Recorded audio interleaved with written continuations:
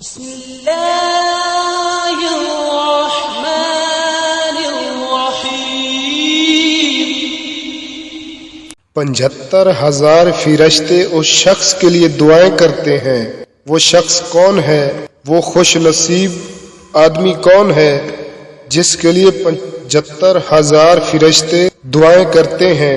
آئیے اس ویڈیو کے اندر جانتے ہیں کہ وہ شخص خوش نصیب کون ہے جس کے لیے 75,000 فرشتے دعائیں کرتے ہیں۔ حضرت ابو ہریرہ رضی اللہ تعالی عنہ فرماتے ہیں، اللہ کے نبی نے فرمایا، جو شخص اپنے کسی مسلمان بھائی کے کام کے سلسلے میں چل پڑے یہاں تک کہ اسے پورا کر دے، اللہ جل جلالہ اس پر 5,000 اور ایک روایت میں ہے کہ 75,000 فرشتوں کا سایہ فرما دیتے ہیں۔ اس کے لیے اگر دن ہو تو رات ہونے تک، رات ہو تو دن ہونے تک دعائیں کرتے رہتے ہیں اور اس پر رحمتیں بھیجتے ہیں، اور اس کے اٹھنے والے ہر قدم کے بدلے اس کے لیے نیکیاں لکھ دی جاتی ہیں، اور اس کے اپنے مسلمان بھائی کی مشکل کو حل کرنے کے لیے اٹھانے والے ہر قدم کے بدلے